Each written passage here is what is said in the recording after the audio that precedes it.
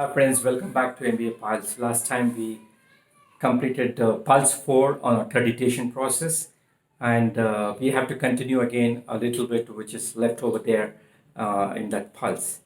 There were various emails to me asking about whether accreditation is very important for students. And then I've also clarified individually to those people who asked these questions. Why a NBA is a minimum requirement for a PGDM institution, I need to explain again to you. Because once you have an NBA accreditation, then your PGDM program is equivalent to MBA. There is a body called AIU, Association of Indian Universities, which offers this equivalence to MBA for these PGDM institutions once they have NBA accreditations in place. That means they are talking about quality assurance. So once that is in place, then they can give equivalence to MBA because most of the universities are driven by the quality parameters. So they want to insist on this here also. And there is something called Washington Accord signed off globally, and India is one of the signatories where those institutions which are offered PGDM institutions equivalent to MBA, equivalence to MBA, they are as good as quality which internationally required. So that is why it is important. However, I would like to clarify there are institutions which are not AICTE regulated, which are not into all these regulations and the framework, are doing very well, like one in ISB Hyderabad, which is a globally renowned P school. But the fee components will be much higher compared to the normal PGDM institution. So you should look at it. And there are institutions like IBS doing without even AICTE approval. That is fine, but there are only very few institutions like that in India. So I would still look at NBA as a minimum requirement of accreditation, and you can look at international accreditation for other reasons which I mentioned earlier. So international linkages means you must really have an active MOU.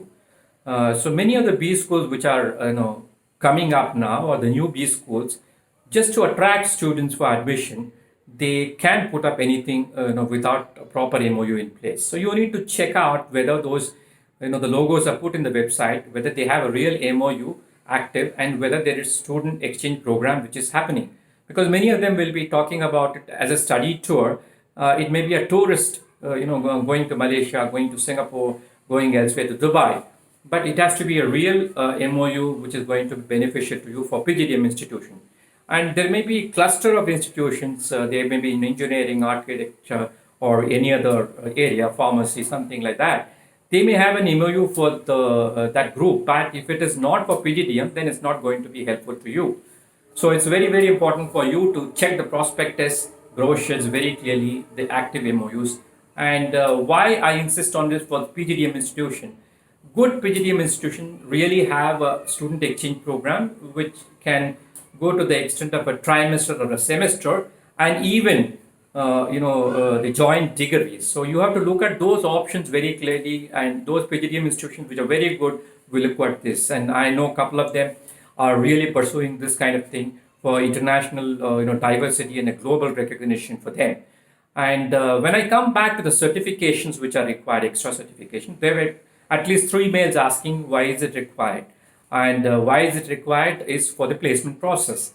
The certifications have to be really on specific skilling and specialization focus. It has to be a sector focused. For example, if it is banking, it has to be NFC, BSc, NBFC. And if it is marketing, it could be CRM, it could be digital marketing, it could be social media marketing, or it could be analytics across domains. These are the things you should look at it. So don't believe in bundle offerings of certification, because they would have negotiated a bulk rate and they would be using this in the prospectus brochure as a sales gimmick. So don't fall prey to this.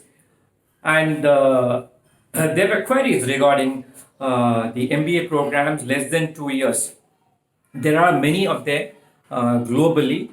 In Canada, if you look at it, you'll have more of 1 year in MBA program, but they're all meant for working executives or people who have got experience.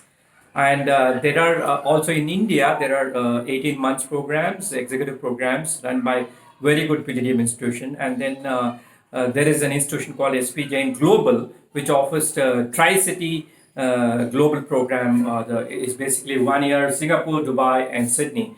So it's like there are various models available to student communities, but you should look at a particular B school which has got a brand image and where you can get a lot of opportunity to get placed globally if you're going for that kind of program. Or you must be able to get yourself elevated in an organization where you're working, so you should get promoted with this kind of programs you're running. And normally these programs are also sponsored by those institutions where they are working or organization they are working.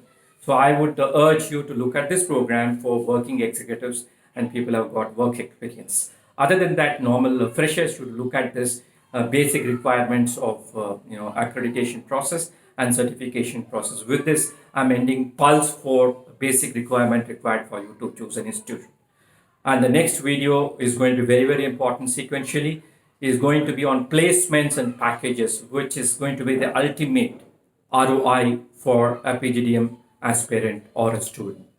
And please do wait for that next video as well. And please share this video with all your friends, circle, and the people who are in management education and who are interested in management education. Thank you for listening to me. Please do subscribe to my YouTube channel, MBA Pulse, and do visit my website, www.mba-pulse.com. Thank you so much for listening to me. Have a great day.